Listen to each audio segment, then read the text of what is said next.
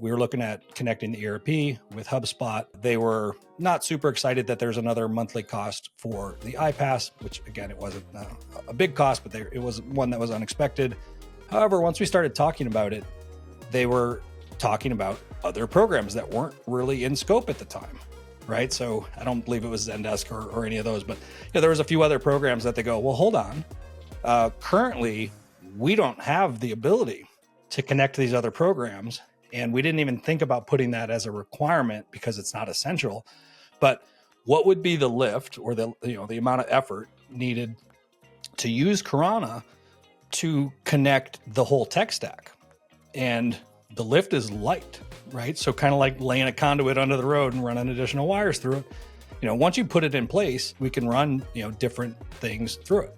And the maintenance, again, you're all in one place.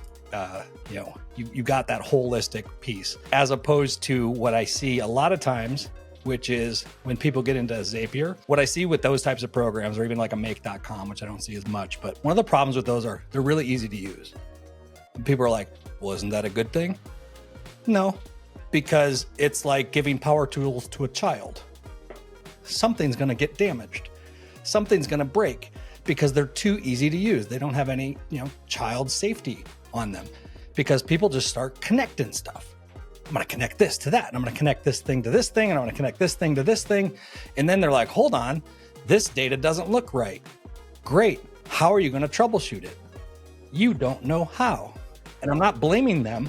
I'm just saying, man, that stuff is costly. I can't tell you, at least twice a month, we get people who bring us their mess, and they're like, I don't know what I did, but it's a big mess, and we've got problems because, the so-and-so built it and they don't work here anymore. Nobody knows what they did. And to me, that's a problem of the tool. So it's not meant for big projects.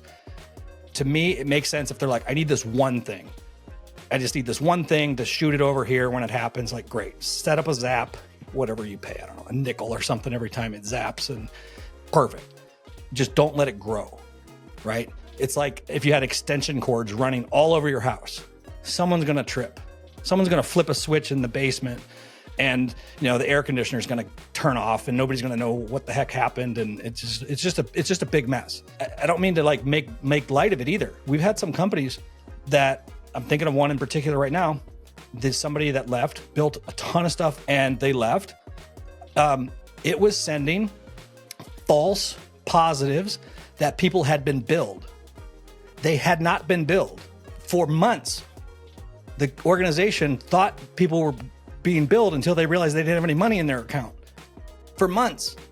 And then it took months to fix it. This is a devastating use case. And why? Because they built it with duct tape and popsicle sticks and safety pins.